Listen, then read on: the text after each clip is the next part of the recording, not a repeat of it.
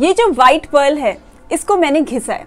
इसको घिसने के बाद आप देखेंगे कि उसमें उसका जो टेक्सचर है वो बहुत ही ज़्यादा रफ हो चुका है और इसमें इसका पाउडर झड़ के निकल चुका है, करेक्ट। और जब इस मोती को आप देख रहे हो तो उसमें टेक्सचर्ड स्किन आपको नज़र आ रही है, इसकी स्मूथनेस चली जा चुकी है, इसका जो शाइन है स्किन की वो जा चुकी है। फिर मैंने अपने हाथ को कुछ इस तरह से इसमें रब किया है और ऐसा करने के बाद आप देखोगे कि वो जो आपका मोती है वो फिर से पॉलिश्ड दिख रहा है, फिर से उसमें वो शाइन दिख रही है, फिर से उसमें वो ग्लास स्किन वाली अपीयरेंस जो होती है, एकदम स्मूथ स्किन जिसको आप कहते हो, वो नजर आया है। अब इसका क्या मतलब हुआ? इसका मतलब ये हुआ कि हमारी स्किन के साथ भी ऐसा ही होता है।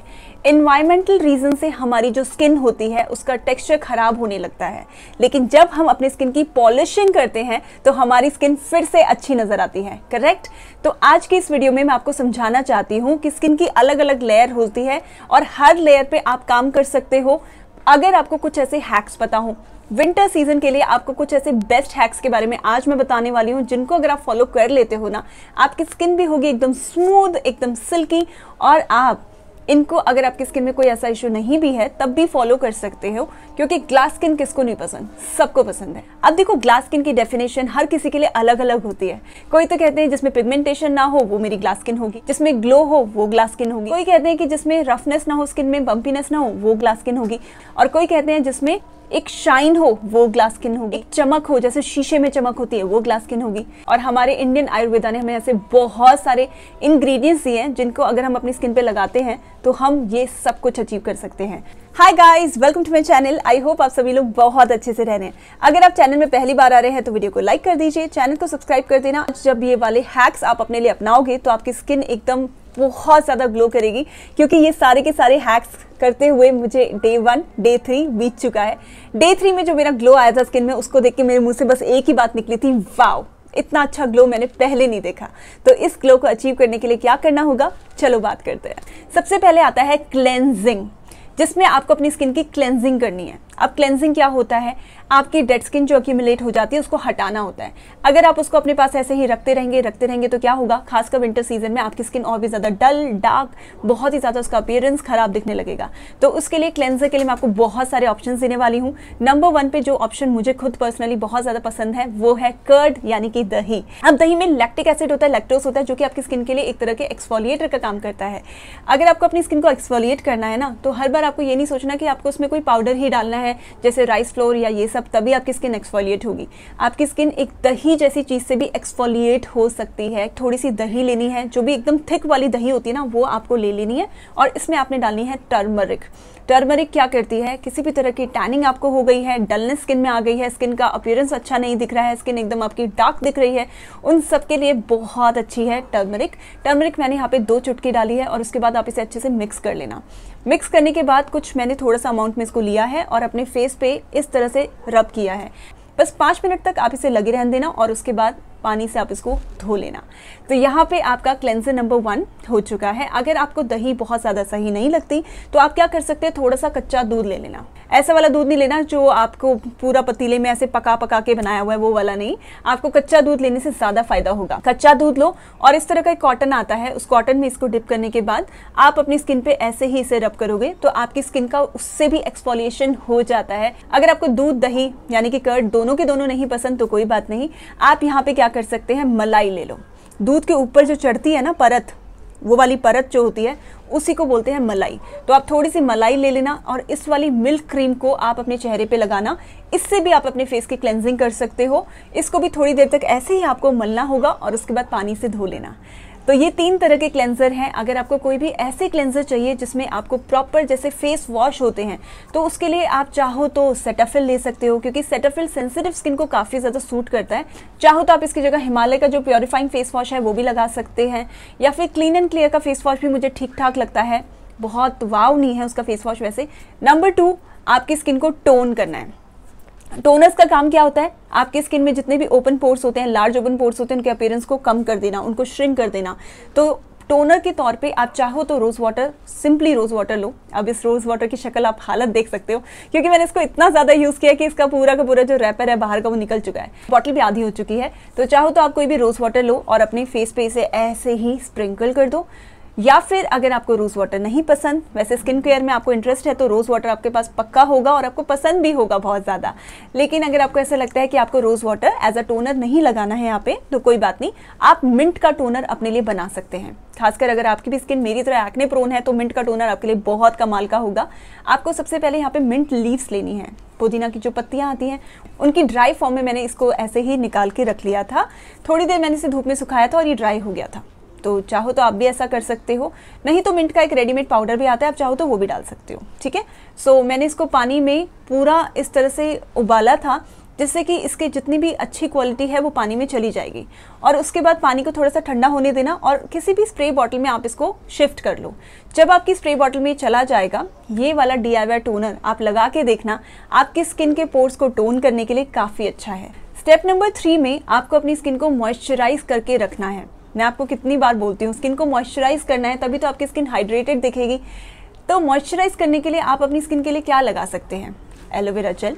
एलोवेरा जेल आपको थोड़ी सी लेनी है और अपने पूरे के पूरे फेस पे इसको लगा लेना है। अगर आपको लगता है कि आपकी स्किन बहुत ज़्यादा ड्राई है, जो कि विंटर सीजन में ज़्यादातर लोग की हो जाती है, अगर आपकी नॉर्मल स्किन भी है तब भी वो विंटर सीजन में ड्राई होने लग जाएगी, तो मैं कहूँगी कि एलोवेरा जेल से अच्छा कुछ भी नहीं हो सकता। और जो एलोवेरा जेल मैं यूज़ कर रही हूँ उसमें विटामिन E भी है। तो आप समझो, विटामिन E क्या करता है? आपकी स्किन को लॉन्ग लास्टिंग बनाता है, आपकी स्किन को एकदम इलास्टिक रखता है। तो आप समझो कि आपकी स्किन कितनी अच्छी दिखेगी अगर आप विटामिन E से भरा हुआ कोई भी एलोवेरा जेल अपनी स्किन पे लगाते हो। तो आपने एलोवेरा जेल को लेना है और इसको ऐसे ही रबिंग मोशन में ऐसे करना है, इससे हीट जनरेट करनी है। जब भी आप अपने हाथों में हीट जनरेट करते हो तो तब आपकी स्किन में जो भी आप लगा रहे हैं वो अच्छे से एब्जॉर्ब होती है। तो ऐसे आप अपनी स्किन में इसे मॉइस्चराइज कर सकते हो, समथिंग लाइक दिस, जो मैं आपको यहाँ पे वीडियो में दिखा रही हूँ। अब आती है आपकी बॉडी में ड्राइनेस बहुत ज़्यादा बढ़ जाती है। आप कोई भी लोशन लगा लो, जैसे मैंने मॉम्सको का बेबी लोशन था एक, वो लगा के देखा था, वो अच्छा है। और फिलहाल अगर आप कोई भी लोशन लगा रहे हो और उस लोशन को आप अगर विंटर सीजन में देखोगे तो वो एकदम ठंडा पड़ जाएगा। मतलब ठंडा ये नहीं कि लिटरली ठंडा पड़ गया, लेकिन ठंडा पड़ने का मतलब ये होता है कि आप जब उसे अपनी स्किन पे लगाते हो तो स्किन उसको लगाने के बावजूद आपकी ड्राई रहती है। आप जब स्किन में ऐसे नेल्स को अपने फेरते हो तो आपकी स्किन वहाँ से वाइट होने लगती है। ये इसका साइन है या फिर इसका इंडिकेशन है कि आपकी स्किन में ड्राइनेस है बहुत ज़्यादा। ठीक है, तो उस ड्राइनेस को खत्म करने के लिए आपको क्या करना है? आपको अपना जो भी बॉडी लोशन फिलहाल के लिए आप अगर यूज़ कर रहे हो उसमें आपको थोड़ा सा ग्लिसरीन डालना है। आप मुझसे हमेशा पूछते हैं कि ग्लिसरीन कौन सा होना चाहिए। जब कभी भी आप कोई ग्लिसरीन अपने बॉडी लोशन में मिक्स करते हो तो वो एक वेजिटेबल ग्लिसरीन ही होना चाहिए, क्योंकि वेजिटेबल ग्लिसरीन एक तो आपकी स्किन में बहुत अच्छे से इम्बाइब होता है, साथ के साथ वो आपकी स्किन को ड्राइनेस देता ही नहीं है। जब आप लोशन के साथ उसे मिक्स करते हो ना, आपको मन कर रहा है कि ये वाली बॉटल आपकी भी आधी पड़ी है। ठीक है, एक लोशन आप लेके आए इतना खर्चा करके और उसके बाद दूसरा आप लेने लग गए विंटर सीजन में, क्योंकि अभी विंटर आ चुकी है तो जो समर का बॉडी लोशन था वो काम नहीं कर रहा, तो विंटर में हमें दूसरा लेना है। इतना कोई नहीं कर पाता है। आप इसे लीव ऑन कर दो, छोड़ दो। उसके बाद ऐसा नहीं कि उसके बाद आपको देखना है हर 2 घंटे के बाद आप उसको लगाना है, वो सनस्क्रीन थोड़ी है। ये SPF के साथ चलता है इशू। अगर समर्स हैं तो हर 2 घंटे बाद आपको लगाना ही पड़ता है, अगर विंटर्स हैं तो आप इसे 5 घंटे के बाद भी लगाओगे तो चल जाएगा। लेकिन SPF लगाना पड़ता है जिससे कि आपकी स्किन में टैनिंग ना आए, आपकी स्किन जो है वो डल ना लगे, डार्क ना लगे। तो कोई भी SPF आप अपने लिए चूज़ कर सकते हैं। SPF पे अगर आपको एक पूरी वीडियो देखनी है तो इस वीडियो को आप डेफिनेटली देखें, जिसमें जो भी SPF मैंने अपने लिए ट्राई आउट किए थे वो मुझे ठीक लगे थे, तो इसलिए मैंने उनके बारे में आपसे बात की थी। तो आप चाहें तो उसको देख सकते हैं, नहीं तो मेरा DIY SPF तो है ही, जिसको मैंने प्रॉपरली बनाया था एक अच्छे प्रोसीजर से, तो आप चाहें तो उसको भी देख सकते हैं। अदरवाइज आमंड ऑयल और या फिर जोजोबा ऑयल, जब आप इन दोनों ऑयल को मिक्स करते हो तो इन दोनों ऑयल में मिला करके कम से कम आपको 10 SPF मिल जाता है। 6 SPF आपको आमंड ऑयल देता है और 4 SPF आपको देता है जोजोबा ऑयल। देन आता है आपका अंडर आई डार्क सर्कल्स। अब देखो, अंडर आई डार्क सर्कल्स के पीछे बहुत सारे अलग अलग रीजन होते हैं। अगर आप स्क्रीन टाइम आपका बहुत ज़्यादा है, आप TV बहुत ज़्यादा देखते हो, आप YouTube बहुत ज़्यादा देखते हो, YouTube कभी कभी देख लिया करो, इस चैनल पे आ जाया करो। इसके लिए आपको प्रिपेयर करना है DIY under I roll on.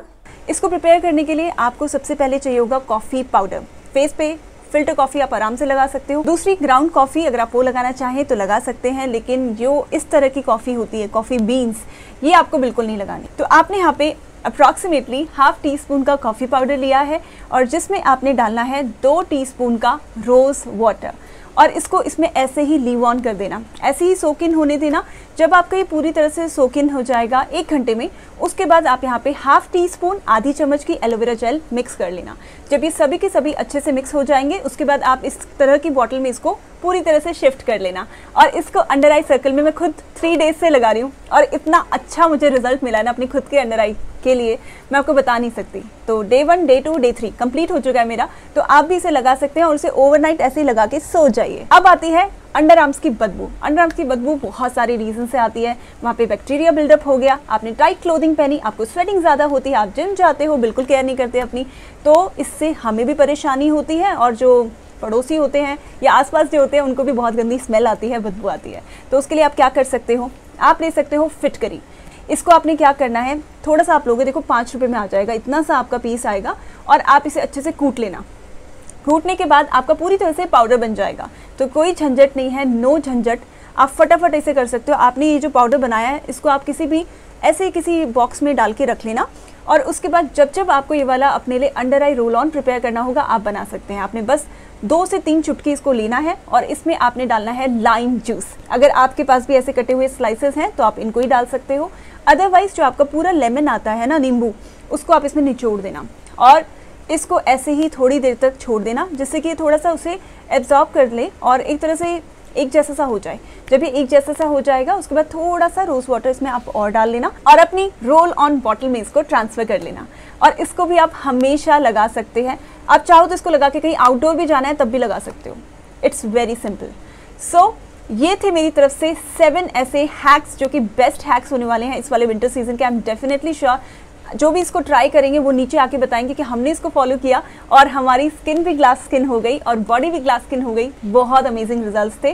तो आप इसको डेफिनेटली ट्राई आउट करना और मुझसे अपना एक्सपीरियंस शेयर करना। अगर कोई रिव्यू लिखना है कमेंट सेक्शन तो है, वहाँ पे आप मुझे अपनी जो भी ओपिनियन है वो लिख सकते हैं, जिससे मुझे आइडिया मिलता है कि आगे की वीडियोज़ में मुझे करना क्या है। That's it for today's video guys. I hope ये वीडियो आपको अच्छा लगा है। If the answer is yes, video को लाइक करिएगा, चैनल को सब्सक्राइब जरूर करिएगा और अपने फ्रेंड्स, फैमिली, पड़ोसी सबसे शेयर कर दो।